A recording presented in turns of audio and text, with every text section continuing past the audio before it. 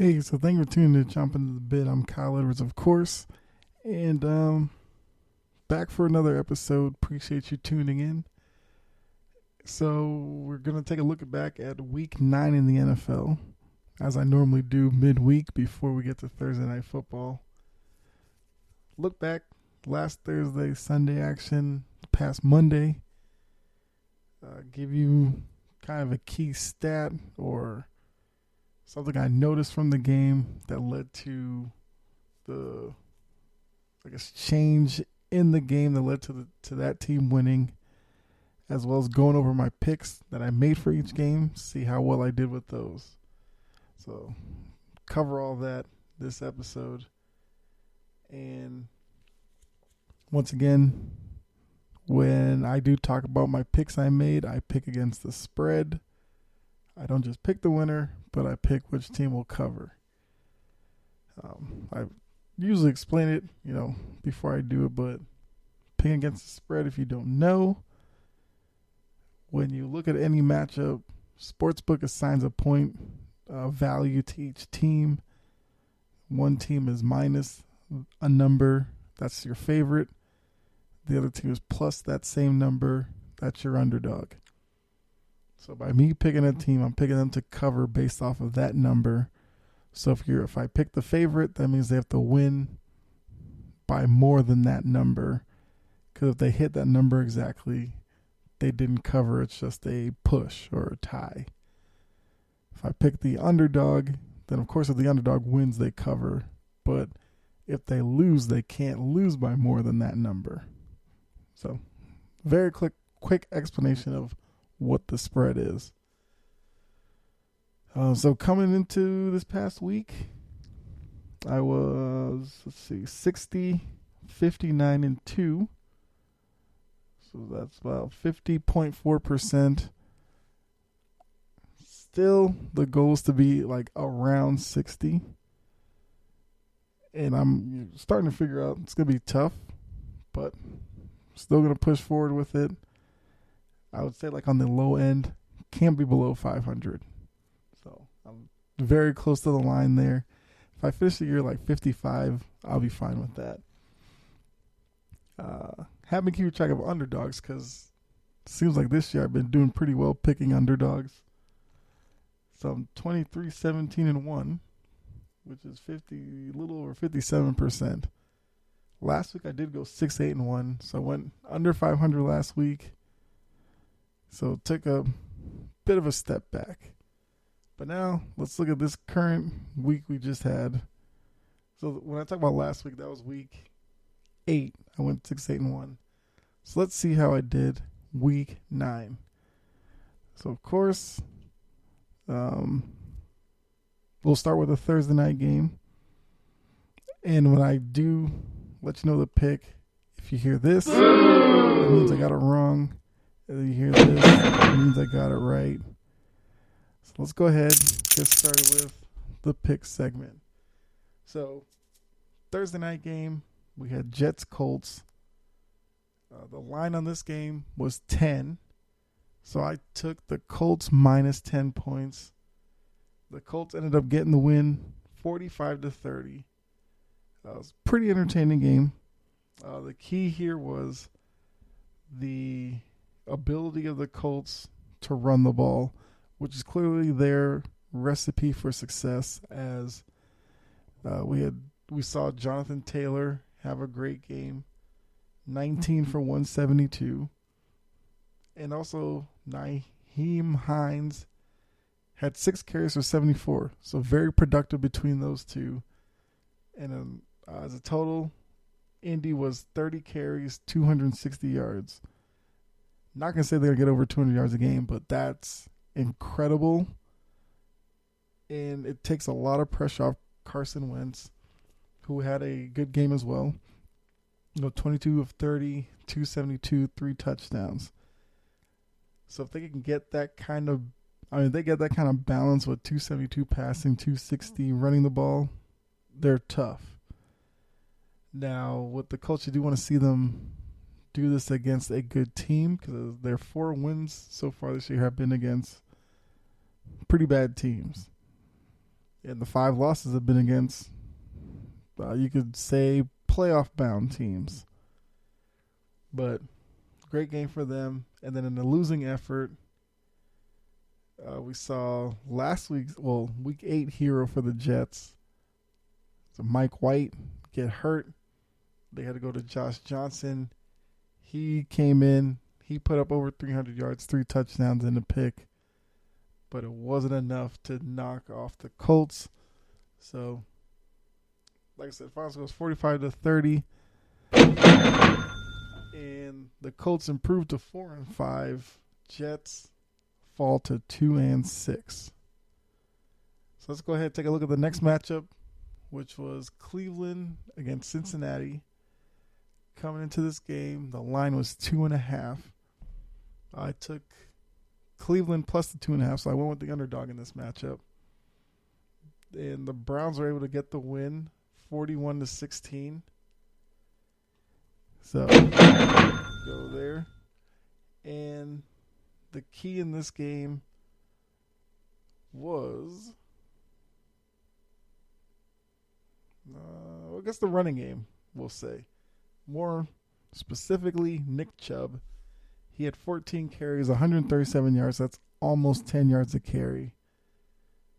Baker Mayfield was 14 for 21, 218, 2 touchdowns. And this was the first game for Cleveland after the news of Odell Beckham going to get released, no longer on the team. And they came out with a very strong performance against a Cincinnati team that's reeling a little bit. They've now lost 2 in a row since being 5-2 in the number 1 seed in the AFC. So they've fallen back to 5-4. But this was a great game in a week that a lot of eyes were on them to see how they would come out and perform after this Odell news. And like I said, you put up 41 on Cincinnati, divisional game, with all that distraction that could have been an issue. You know, Mayfield, 14-21, efficient, 218, 2 touchdowns. No interceptions is the most important part of that. So, didn't give Cincinnati any extra possessions there. And then Chubb, 14, 137, 2 touchdowns. So they are kind of like Indianapolis in the way that if they have good balance, then they will play much better. And Cleveland, past couple of weeks, had slipped a little bit, so this was a win that they needed. And they improved to 5-4. So they're now the same record as Cincinnati. And then for Cincinnati on the other side, Burrow was 28 of 40, 282, no touchdowns, 2 interceptions. And for this Cincinnati team, they can't have games where Burrow doesn't throw any touchdowns. And he's got to limit his turnovers as well, because Cincinnati's not in a place where they've been consistently good. So this is the first year in a while where they started off well. Now that they've lost a few games, we have to see how they can bounce back from that. Because like I said, not a lot of these players have been in that position in the NFL. Sure, Joe Burrow had success in college when he was at LSU. I mean, he won a national title. But that's different than NFL. So now they're dealing with adversity. We'll have to see how they bounce back in the next coming weeks. But big win for Cleveland, 41-16. Not sure if I hit that before, but let you know. It was a win for me. So let's go ahead. The very next matchup was Dallas-Denver. The line was at 10 on this game. I took the Cowboys minus the 10. And in a shocker for the weekend, Denver beat the Cowboys 30-16. To improve to 5-4. The Cowboys fall back to 6-2. In this game, it was, quick side note on this game, it was interesting that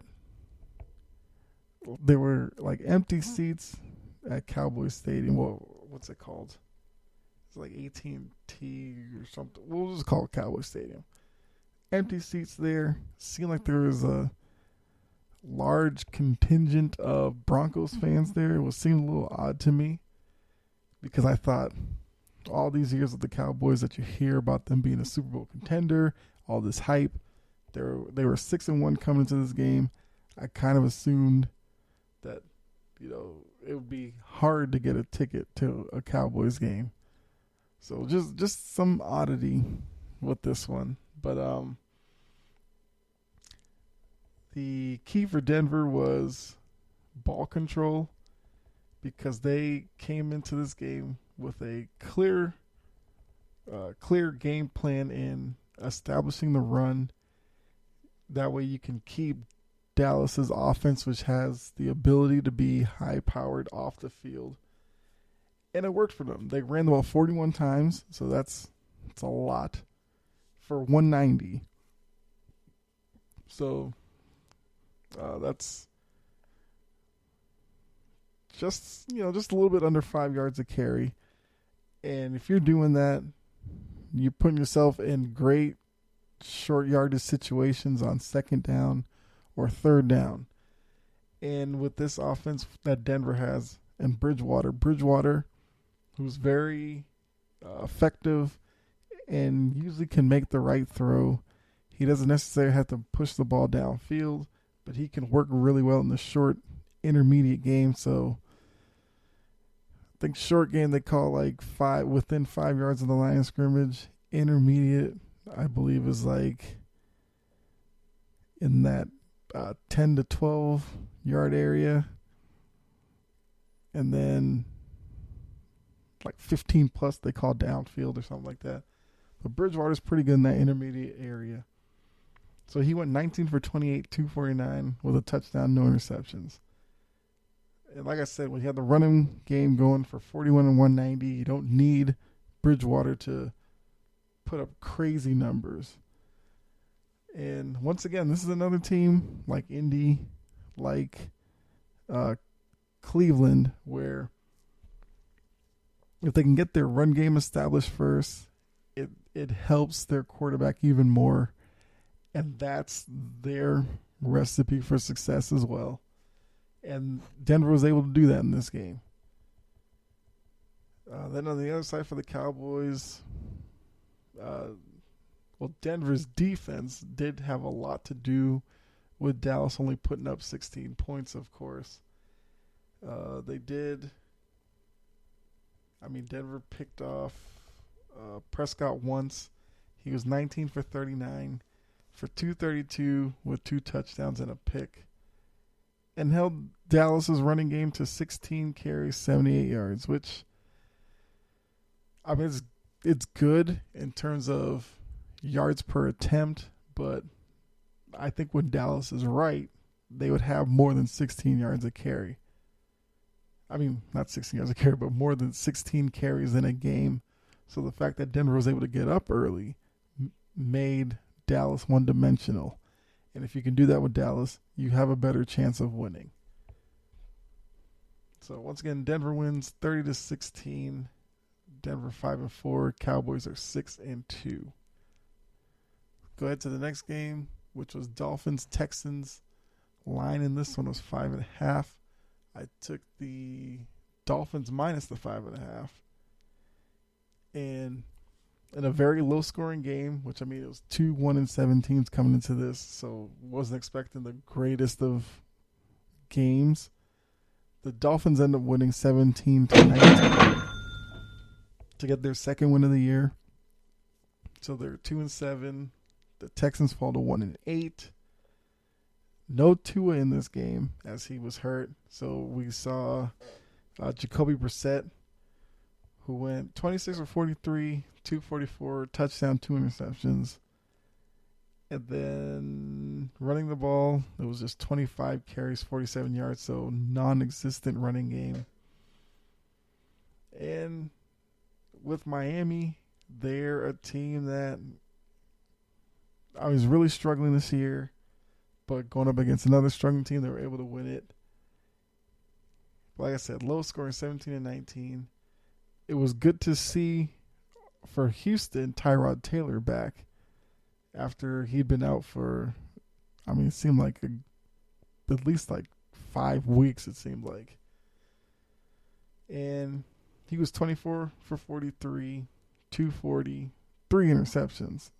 And that's not quite like Tyrod Taylor, because he's a guy who really plays within himself, usually doesn't turn over the ball that much. So clearly there was some rust in coming back. But it was good to see that he was able to make it back, get through the game. So, these are still two teams who you figure will be players for a top pick in next year's draft. But yeah, nothing too exciting in this matchup. So, like I said, 17-19, Dolphins over the Texans. Yeah, no other notes really for this one. Let's go ahead and check out the next game. So we had Saints-Falcons. Now, this one, the line was 6 points. I took the Saints minus the 6. And in a interesting game where Atlanta dominated early and then kind of fell into old habits, which we've seen with them over the past few years, kind of lose leads and then get themselves in tough situations late, which happened in this one. Big lead early, lose it. Saints get the lead late, only for the Saints to give it back to Atlanta. They win it, last second field goal, 27-25. So like I said, I took the Saints minus the 6. It's a loss. But, so yeah, the Falcons improved to 4-4. They get to 500. Saints fall to 5-3. So with Atlanta, this was it was a good Matt Ryan game. He was 23 for 30 for 343, 2 touchdowns, 0 interceptions. Running game, they didn't have any. 25 carries, 34 yards. And I do think that is an issue for Atlanta, because they brought in Mike Davis thinking he was going to be a good change of pace from this pass-happy offense, that he would be able to be effective on the ground with all the attention in the passing game. But over these past few weeks, we started seeing that, with no Ridley and no real depth at wide receiver, defenses are locking in on Kyle Pitts, because he only had 3 catches on 7 targets for 62 yards, which is, good in terms of the 3 catches. But for Atlanta to be successful on the long term this year, at least the way that this team is built right now, they're going to need more than 3 catches out of Pitts. And Patterson, who I think is the guy they're going to have to get more involved in the passing game. You saw that in this one, 6 catches, 126 yards. And he was a part of the biggest play of the game when the Saints took the lead, 25-24. Falcons get the ball back, a little over a minute. And it was, I think, like the first or second play of the drive. Matt Ryan threw it deep down I think it would have been the right sideline, I believe, yeah. And hit Patterson in stride, got it down in the field goal range, and that's where they, bled the clock, brought in Koo, kicked the game winner. So Patterson's a guy who can take some pressure off of Pitts. Unfortunately, Patterson's probably their most dynamic running back as well. And that's an issue, because I think it's cool having Patterson in the backfield as a change of pace from Davis, but he can't be more effective than Davis. Perfect situation, Patterson and Pitts. work the passing game. Davis gives you production on the ground. And then Matt Ryan hopefully can be more efficient as defenses aren't just keying in on the passing game. But, sitting at 4-4, they do have an interesting stretch of games in their next, 4 or 5, which will kind of tell their season whether or not they can be a playoff team or be diving back into the draft. Now, on the other side for the Saints, there was no Jameis Winston because we know he busted up his knee. So it was Trevor Siemian getting the start. And Siemian was okay. 25 for 41, 249, 2 touchdowns. No complaints there in terms of his production.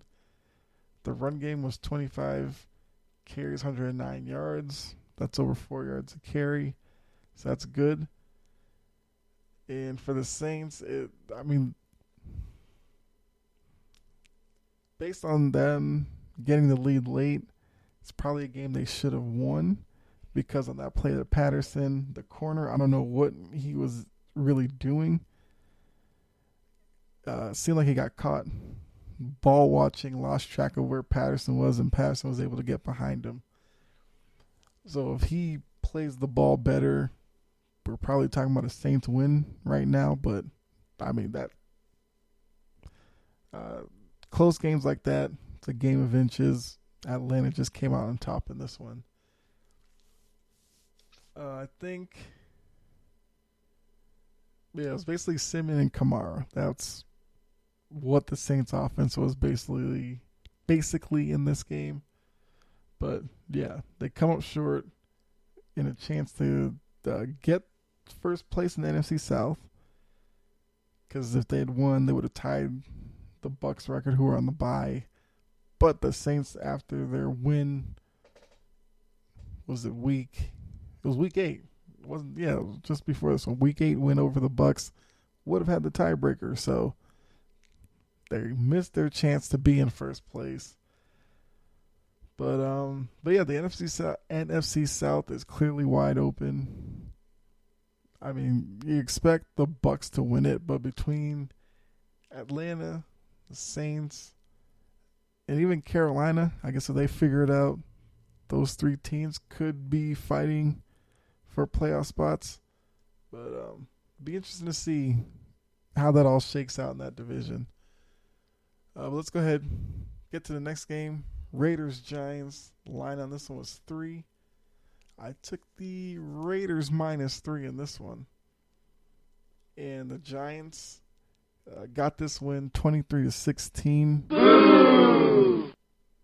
to improve to 3-6. Raiders are now 5-3. So looking at the Giants side, this was a game where they got a lot of production in the run game because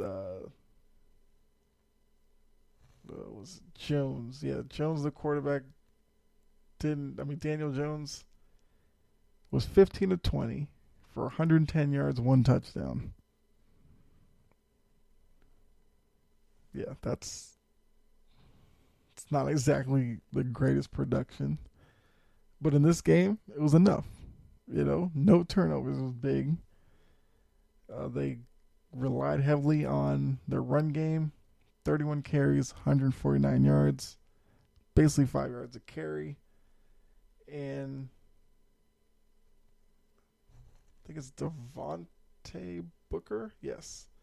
So he's the running back who's filling in for Saquon Barkley. I gotta say he's been pretty good a couple of these weeks.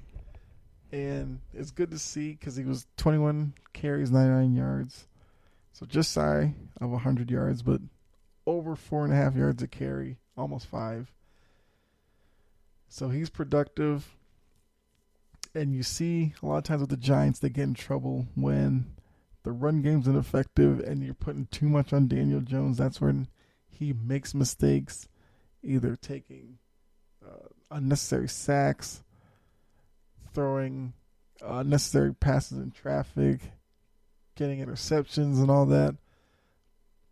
didn't happen in this game, which is why they were able to knock off a Raiders team that coming into this game at 5-2 was a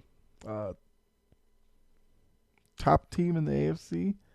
Although I think they were kind of flying under the radar in comparison to other top teams in the AFC. And plus, they had the whole John Gruden situation, so it's been a little bit weird for the Raiders. And then even with this, they had the Henry Ruggs issue. So, I mean, it's been a weird season for the Raiders off the field. They're still 5-3, so they're still fine. But I almost call him David Carr. Derek Carr had a decent game numbers wise, but the big issue with him was the 2 interceptions in this game. So pair the Giants rushing attack with their opportunistic play on defense getting 2 turnovers. That's how the Giants were able to knock off the Raiders in this one. So, like I said, Giants are now 3-6. Raiders 5-3. And once again, it was a loss for me on this one. But let's go ahead on to the next one. So now this one we have the Patriots and the Panthers. Line was set at 3.5. I took the Patriots minus the 3.5.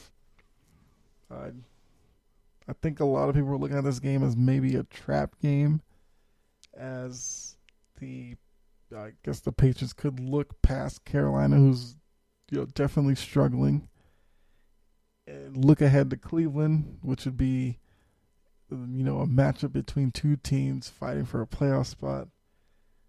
It's definitely a bigger game than Patriots Panthers, but New England came into this one, handled their business, got the win 24-16 to improve to 5-4. They're still undefeated away from home. They're 4-0 away from home. Panthers fall to 4-5, and after the Panthers were 3-0 after the first 3 weeks. Since then, they've gone 1-5, and a lot of struggles in Carolina right now. But for New England, this is a game where the running game really, really worked for them. 39 carries, 151 yards. So the Patriots came into this one. This was a game where they let it be known early they weren't going to rely on Mac Jones. There were some games before this one where, we started seeing a build in Mac Jones. He was putting up better and better numbers each week. But this one, I think New England recognized that the defensive line, especially in pass situations, can be a little tough. So they decided to rely on their, reworked offensive line, we'll put it that way, who's been playing pretty well as a unit these past couple of weeks. Relied on them along with Damian Harris. They had Ramondre Stevenson active for this game. Brandon Bolden. So they used those 3 in the running game. And then with those 3, especially Bolden and Stevenson, you can then factor them into the passing game as well, which they did in this game. So Stevenson gave them over 100 yards all-purpose between rushing and in the passing game. Bolden gave them over 80 yards, almost 85 yards. And then Harris struggled on the ground, 15 carries, 30 yards. But he did get a touchdown down in the goal line area. So it was a good game for New England, and their defense was great in this one. They were able to cause 3 interceptions from Darnold. Now, a couple of them were definitely his fault, where he threw passes that he shouldn't have. I'd say it was I think J.C. Jackson, who had 2 interceptions in this game, his second one was probably the worst throw from Darnold because they got into the red zone. Darnold floated a pass into the end zone that Jackson was able to pick off by undercutting the receiver.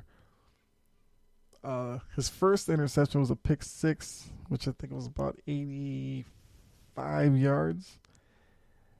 I mean, that one, Darnold was scrambling to his left. And as a right-handed quarterback, going to your left, you're thrown across your body a little bit. And he just floated the pass, over the receiver's hands and into Jackson. And Jackson was, able to just, he basically had open space in front of him on his way to the end zone. And then his third interception, you can't really blame him because it was just a freak play where he dropped back and was throwing a pass over the middle. Jamie Collins, who was actually on a blitz, saw Darnold, getting ready to throw. So he stopped his pursuit, jumped up, caught it in midair. Mind you, he's blitzing. So he's basically at the line of scrimmage, just jumped up, caught it in midair, got the interception. I think the stat was that he, had 1.7 seconds to react to it. I hadn't seen a play like that. So that's just a freak athlete making a play. Can't really blame Darnold on that one, but no touchdowns, 3 interceptions, 16 for 30 passing. I don't know how many more weeks Darnold's going to have as the starter in Carolina. I'm sure if you were to put on some sports talk in Carolina, they're probably talking about P.J. Walker and getting him a shot. I think at this point, what do you have to lose? They did get Christian McCaffrey back, so maybe he comes back at the right time. He played in this game. He was 14 carries, 52 yards, another 4 catches, 54 yards. So he got over 100 all-purpose yards. And obviously he was just, getting back into the flow of things with this being his first game off the injury report in a few weeks.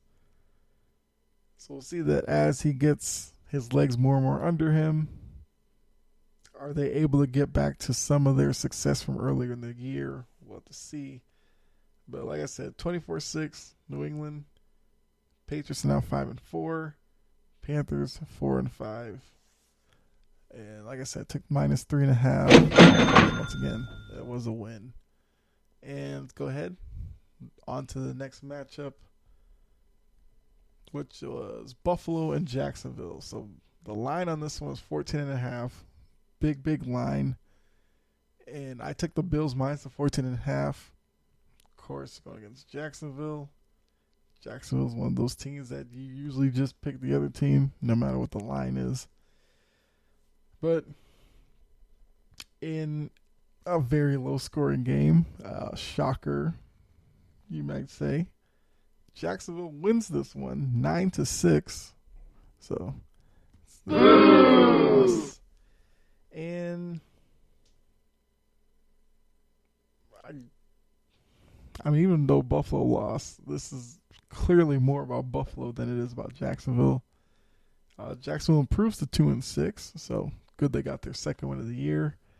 Bills fall to 5-3, and are now just a half game in front of New England. But Trevor Lawrence, nothing spectacular. He threw for 118 yards.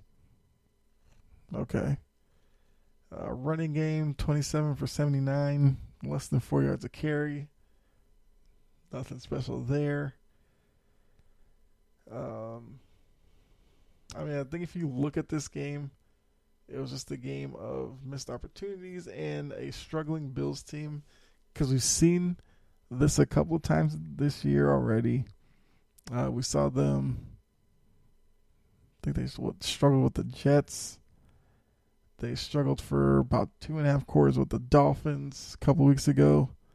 And now they struggled to the point of losing to Jacksonville 9-6 and being held scoreless through the whole second half. Because they got a field goal in the first quarter, field goal in the second quarter. So went into the half with the 6 points. Second half, nothing. Can't really explain it. I don't know. Is it something where maybe we overestimated Buffalo? Which I think it was understandable because based off of last year, the fact that they basically brought the same team back, and with the state of the AFC East, Dolphins are still trying to figure out if Tua's the right guy.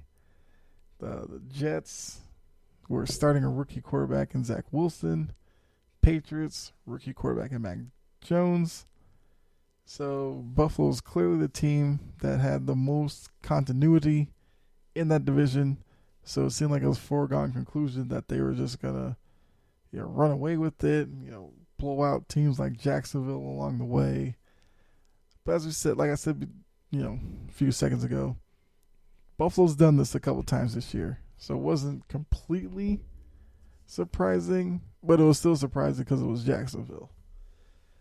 So yeah, Josh Allen, 31 for 47, 264, no touchdowns, 2 interceptions. There's way too much talent on this offense to not have a touchdown for Josh Allen. But I kind of let you know what type of game it was. I was one of those where Buffalo just, takes the video of it, burns it, never watch it, move on. Hope that this was second blip on the radar. Because like I said, they struggled with Miami a few weeks ago. So, maybe I don't know. Like I said, hopefully it's just a couple of instances and not the trend for like the second half of the season to play down to competition, lose a couple of games. Because if they do that, they could find themselves not necessarily on the outside looking in the playoffs, but like I said, New England's right there. Half game back.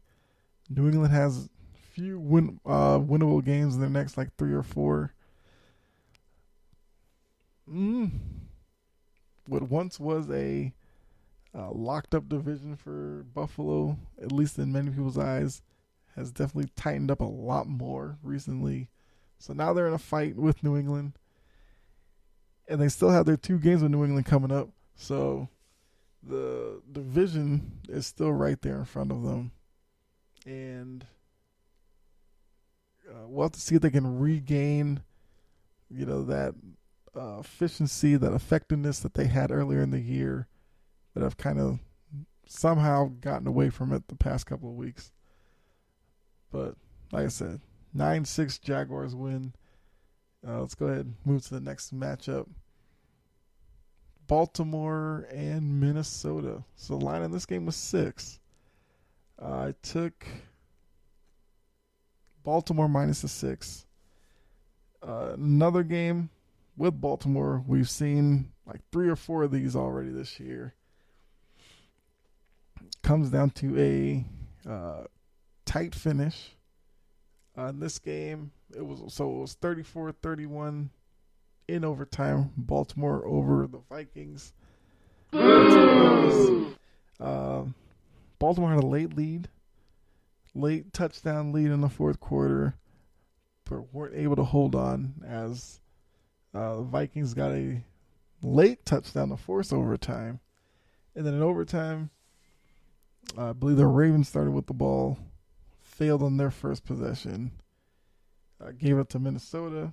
So now Minnesota has it, knowing that if they just get a field goal, they win the game. They weren't able to do that. And then Baltimore gets the ball back, drives downfield, and as we've seen so many times with Baltimore, Justin Tucker comes in, gets a game winner, and the Ravens now improve to 6-2. Vikings fall to 3-5. For Lamar Jackson, he was 27-41, 266, 3 touchdowns, 2 interceptions. The running game, which I mean, we know it's Baltimore, so you're gonna see big numbers in the running game, and they did not disappoint in this one. 45 carries, 247 yards, led by Lamar Jackson. What a shocker! 21 carries, 120 yards. So I think smarter defenses probably have a game plan against Lamar. He did show in this one that, when he really needed to, he was able to make plays with his arm. And I keep saying with Lamar, he still has to develop that part of his game to really take that next step. But hey, I don't care if you win by 40 or you win by 1. Win is a win. Game that Baltimore needed, and they were able to, get through everything, get the win, get to 6-2, and I think at this point they're probably leading the AFC. Other side for Minnesota, after fighting back and getting into overtime, stopping Baltimore, getting the ball back with a chance to win, not getting it. They're probably going to be kicking themselves after this one, because it would have been a good chance for them to get back to 500 at 4-4, but instead down to 3-5. Kirk Cousins, 17-28, 187, 2 touchdowns, pedestrian day. Dalvin Cook, star for Minnesota in this one, 17 carries, 110 yards. And then production-wise, running backs were 24 for 133. So, good game for Dalvin Cook. He's clearly the best player on this Minnesota offense. They do have Justin Jefferson as well, but Dalvin Cook is the piece for Minnesota that gets them going. If he's effective in the running game, it just opens up more possibilities for Cousins in play action or whatever in the passing game. So yeah, once again, 34-31 Baltimore. Go ahead, take a look at the next game. We have Chargers-Eagles. Line in this game was 1.5. I took the Chargers minus 1.5. And the Chargers were able to get the win 27-24. Chargers improved to 5-3. Eagles fall to 3-6. So quick side note about this matchup. I'm sure a lot of you do fantasy football as I do. So I watched this game even closer because the 2 quarterbacks on my fantasy team are actually the Herbert from the Chargers and then Hurts from the Eagles. So, had to make that decision on which one do I start. I went with Herbert, and it paid off. But Herbert had a good bounce back game after the Patriots game. He went 32 for 38, 356, 2 touchdowns, no interceptions. I mean, those are just great numbers for Herbert. Running game did enough that you had to pay attention to them. 27 carries, 89 yards.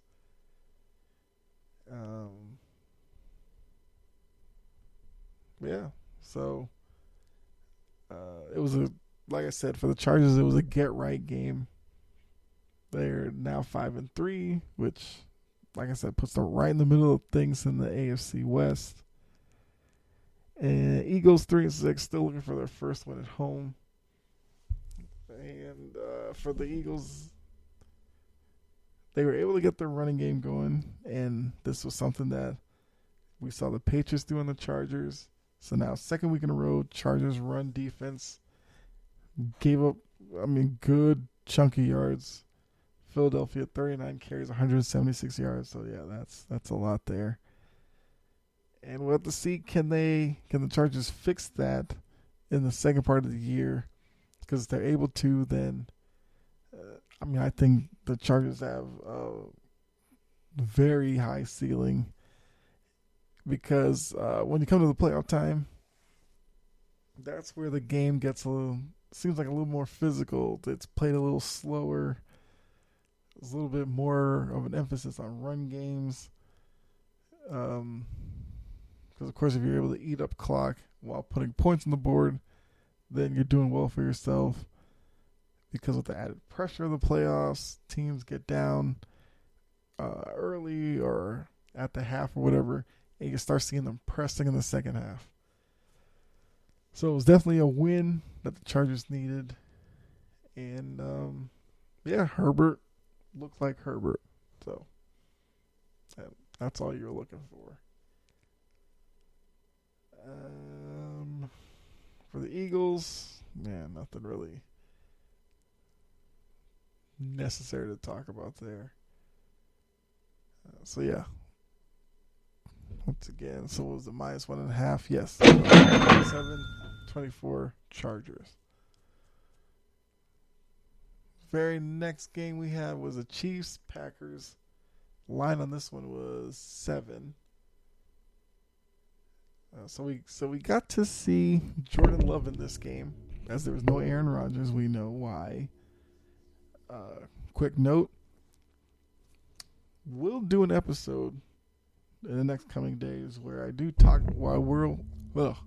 will talk about Aaron Rodgers as well as some other people in the NFL, Odell Beckham, amongst others. We'll see when I do the episode, but yeah. So I'm not gonna talk about the Aaron Rodgers situation right now because of the game, but save it for that episode. So like I said, we saw Jordan Love in this one. It was a struggle, I will say. It was a struggle both ways. Chiefs still do not look like their old selves. And Green Bay looked, I guess, awful as usual when Rodgers doesn't play. But the Chiefs were able to get the win, 13-7. Although I did have that -7, so it was a narrow loss there. Let's see what to say about this game. I kind of said it. Mahomes and Kansas City's offense, defense, their whole team, they just don't have the necessary level of invincibility, because I don't think teams are really looking at them that way. But at least for this season, at least this part of the season, the days of saying that the Chiefs are head and shoulders the best team in the AFC, once again, at least this year, you can't really say that. And yeah, more struggles. I don't know. The offense is just out of sync. Mahomes was the past couple of games, at least that I've seen, has become a dink and dunk passer all of a sudden. Whereas years past, the Chiefs were all about, extending plays, pushing down field, and all this kind of stuff. That's not happening this year. And like I said, with Jordan Love, struggled, 19 for 34, 190, touchdown and interception. But there were several plays where, it just looked ugly. And from watching this, I understand exactly why, Aaron Rodgers acts the way that he does. Because he knows Jordan Love's no real threat to his job. Even though he cried about them drafting him, we saw Jordan Love, he's not ready yet. Now, part of that could be because it was really his first start in a regular season game. And with the situations as they were, maybe he had a tough week practice. I don't know. But yeah, he had an opportunity. If he came out, played well, you could have put some pressure on Rodgers to, try to get back sooner rather than later. Just Yeah, just the missed opportunity for Jordan Love. Of course, I'm not going to completely write the book on him just off of this one game. You can definitely see the talent is there because he can scramble. Seems to have a pretty good arm. I do think accuracy might be an issue with him, at least early on. These are all things that he can develop over the course of his career. But yeah, you can chill in the Jordan Love era so far. Maybe next year, because we don't know what Rodgers is going to do after this year anyway. So, but yeah, opportunity loss for Jordan Love. Green Bay rushing game, 25-122. They were the best part of the offense. Fortunately, there wasn't a lot of it. As like I said, Kansas City 13-7 over Green Bay. Go ahead, the last three matchups we have here. So let's go ahead and get through those. We have what? Cardinals, 49ers. I took the Cardinals +3 in this one. And I actually did that before I learned that Kyler Murray, DeAndre Hopkins weren't going to play in this game. But I'd already locked in the +3. So I did feel a little iffy about the game. And clearly I shouldn't have because the Cardinals got the win 31-17. Improving to 8-1. Niners fall to 3-5. The story of this game is Colt McCoy. I mean, it's a tough situation with him. He's the backup. All week we did not know if Kyler Murray was going to play or not. Come game day, find out he's not going to play. So McCoy, started the day probably thinking, he's going to back up all day. Maybe because Kyler Murray was hurt during the week. Maybe he gets in at some point. It goes from that to then, from opening kick, it's all him. And I think I heard Colt McCoy's like 35 or something now, or something like that. Gotta tell you, was a little surprised by that. I mean, if you had told me to guess Colt McCoy's age, I probably would have guessed early 30s. But to hear that he was like mid 30s, some reason this surprised me. But he was good. 22 for 26, 249 with a touchdown. No interceptions. So of course he's not Kyler Murray. You're not going to run the same plays you do with Murray that with McCoy. But in a substitute role like McCoy is in, if you're going to come off the bench cold, first start of the year, first start probably in a couple of years, because like I said, hadn't heard about Colt McCoy in a few years, and you go 22 for 26, that put the Cardinals in a good situation to win, which they, like I said, were able to by 2 scores. They had a running game to help, led by James Conner, 21 carries, 96 yards. Overall, there were 39 carries, 163 yards. So, yeah, that took all the pressure off of McCoy.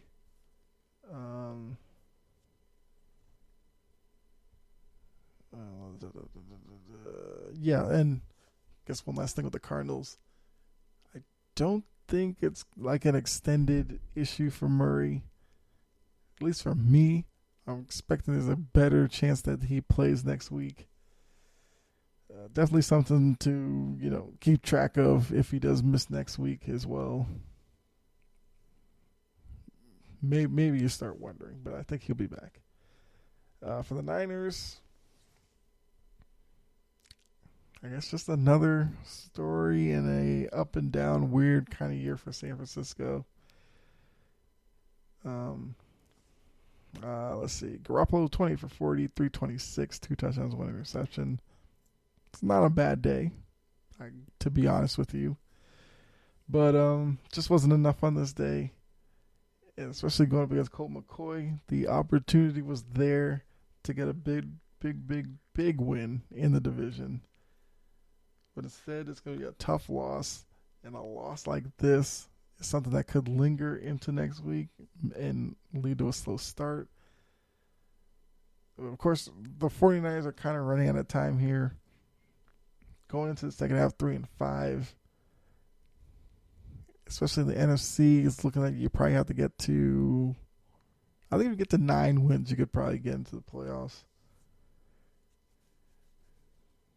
Yeah, so you'd be asking the Niners to go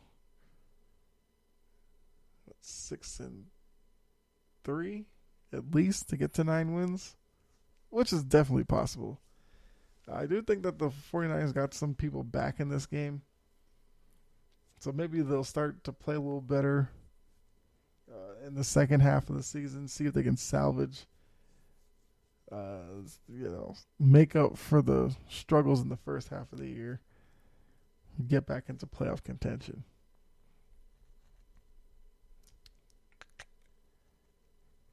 Yeah. So definitely a good win for the Cardinals. All right, Sunday night game. We're looking at, once again, it was plus 17 win. But looking at Sunday night game, Rams, Titans. Line on this one was 7. I took the Rams minus a 7. And Titans ended up getting the win 28-16. So it did not go well for me in this one. Titans improved to 7-2. Rams fall to 7-2. So, obviously, all eyes are on Tennessee in this one to see what they would look like. First game without Derrick Henry. And they just found a different way to win. We'll just say that. And it was a good win for them. Very big win. Rams came in at 7-1, looking like maybe the best team in the NFC. The Titans took it to them early and often, and Matt Stafford threw 2 real questionable interceptions, which the Titans were able to convert into points. Defensively, they played well. It was a good all-around game for Tennessee. Tannehill was 19 for 27, 143, nothing too crazy there. He did have a touchdown and he did have a pick. But, like I said, nothing too crazy. Saw Adrian Peterson. He went 10 carries, 21 yards. Like I said, he hasn't been on a team since last year, of course. Cause I don't remember hearing about him this year. So we'll have to see. Peterson's probably going to be something where, he looked a little out of sorts this week. He'll probably look a little better next week. And then maybe 3, 4, 5 weeks down the line, I fully expect Peterson to be really productive. As they are going to try to piece together a running game with no Henry. And if they can do that, then it's less you have to burden Tannehill with. So once again, it's kind of been a theme of this episode. Tennessee is built a lot like Cleveland, New England, places like that. Like to get the run game going first, then bring the quarterbacks into play. Let's see. For the Rams, Stafford 31 for 48, 294, touchdown, 2 picks. Like I said, the 2 picks were terrible picks. One, he was in his own end zone, so led to short field. That's just something you can't do for a top seed right now. Yeah, you don't want to be throwing away games because of bad decision making by your quarterback.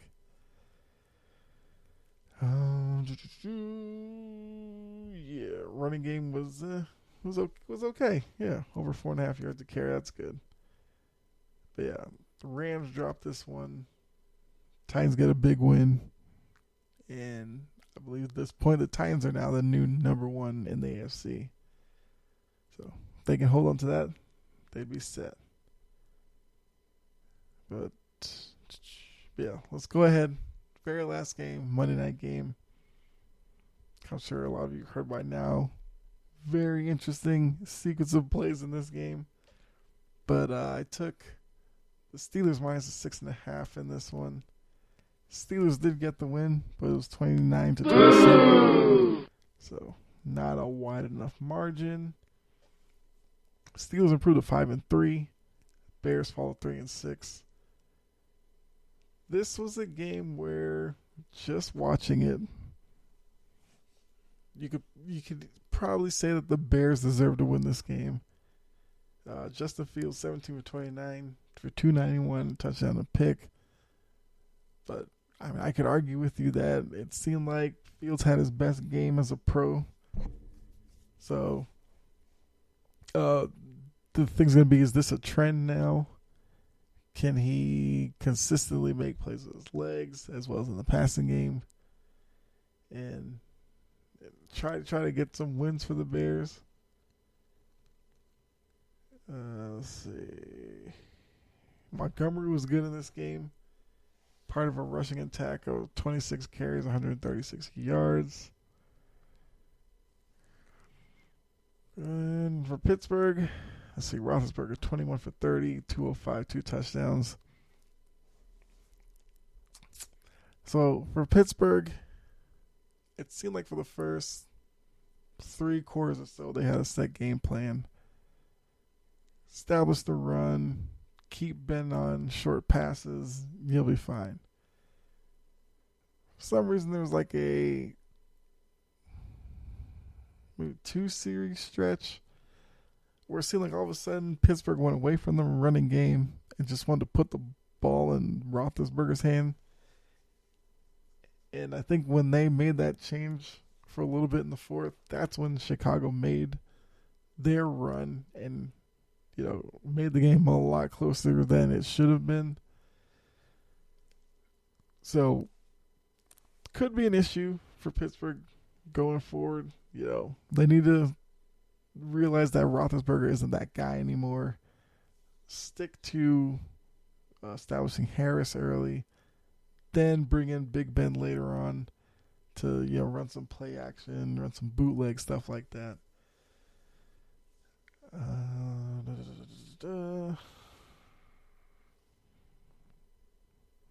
Yeah, it's basically.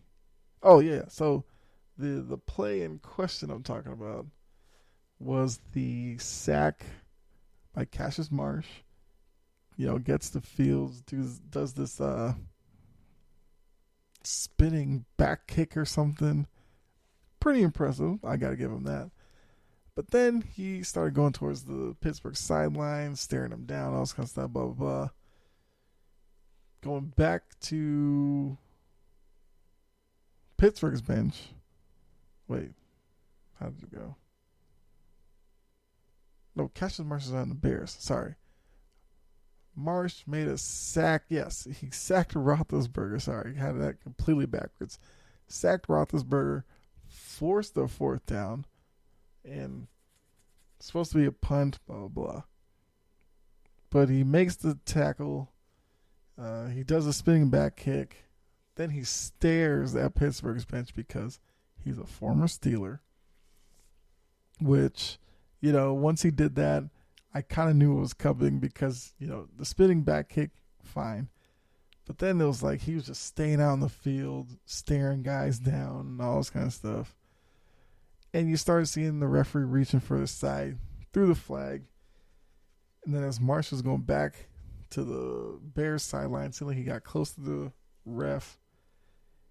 Kind of like the ref, kind of pushed his butt or his hip out a little bit so Marsh could run into him.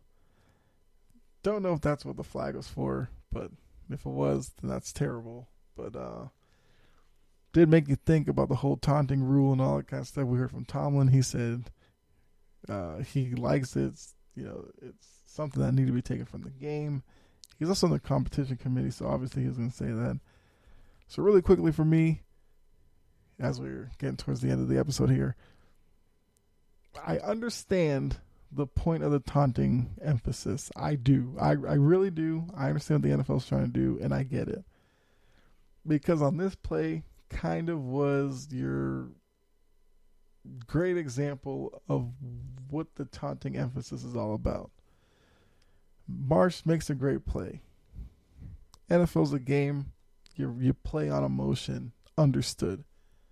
So, does the back kick. Fine. Nobody cared.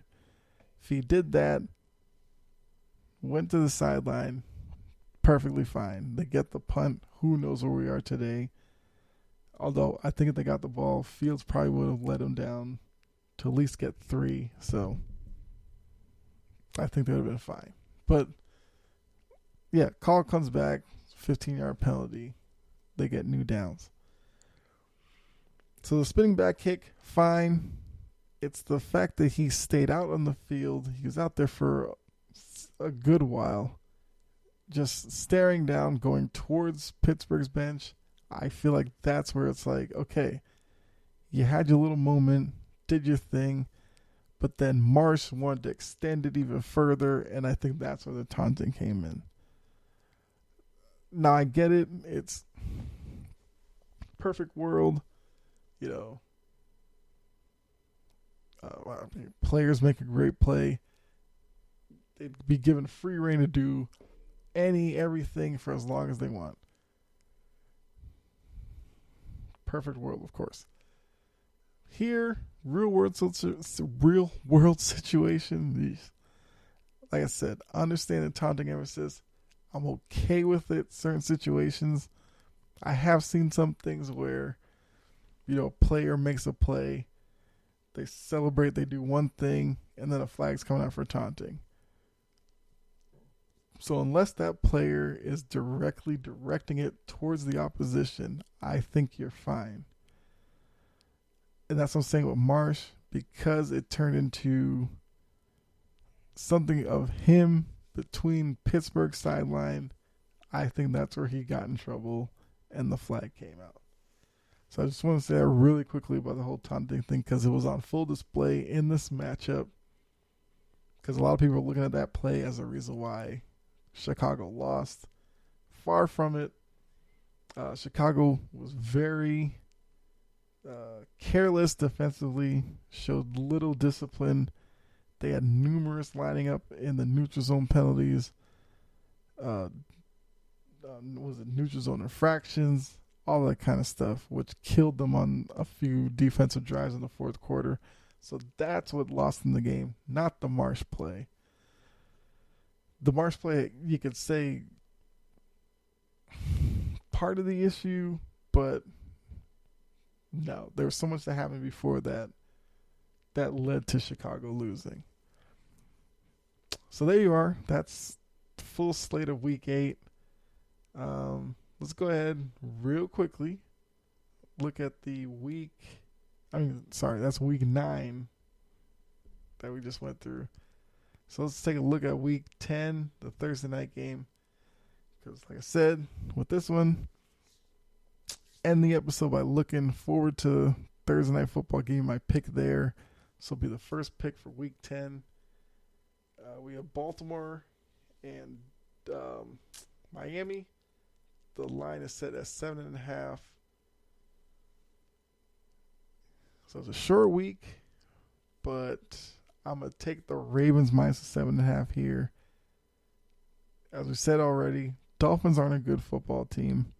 And if there's one thing that, travels well, especially on a short week, they're going to Miami. Running game. Baltimore probably has the best running game. They're the most committed to the running game in the league. I think that's going to pose problems for the Dolphins. We don't know the status of Tua yet, of course, but whether it's him or Brissett, I think it's going to be tough for them as well. So, not expecting too much from the Dolphins. And as we've seen with some Thursday night games, when you have a good team versus a poor team, sometimes the quality slips a little bit, but I fully expect Baltimore to cover here. I think should be kind of easily. So yeah, that's the first pick for Week 10. The rest of the games will go over later in the week. But yeah. So, quickly looking back, Week 9. So if we look at everything, I went 6-8.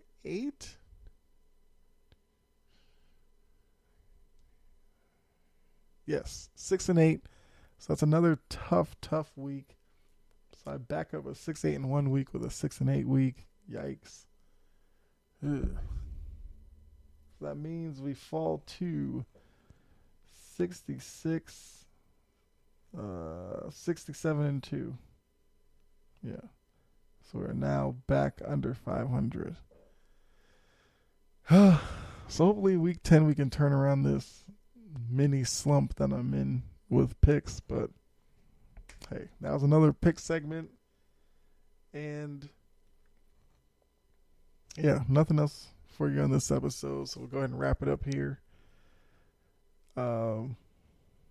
Just looking forward to the next episode. Not sure what I'll talk about. I have a few things that I can talk about. I feel like I've been pushing off talking about the Braves for a little bit here. So I guess I'll talk about that the next episode. Do that. Get that out of the way, as the parade was now almost a week ago. Let's go ahead, get that out of the way, and then we can move on to other stuff. College football playoff, Aaron Rodgers, all that kind of stuff. That's coming down the line. Probably get those in at some point this week. So, thanks again for tuning in. If this was your first episode, hopefully you enjoyed it. You stick around. You can go ahead and check out some previous episodes as well. Those of you returning, appreciate you, of course. I mean, you know what to do. So for all of you, if you haven't subscribed to the podcast, wherever you do listen to your podcast, hit the subscribe button. If you're checking this out on YouTube, hit subscribe. Hit the notification bell as well so you know when a new episode drops. Yes, it's not a video podcast yet, so you get the audio version on YouTube as well.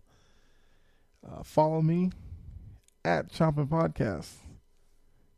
I mean, it's pretty good way to get in touch with me. When I'm watching games, I tweet pretty regularly, I guess. So you can kind of see where I'm coming from a lot of times with what I'm watching. You know, you respond back. I can respond back to you. Works perfectly. Also, the Facebook page. You look up Chomping at the Bit.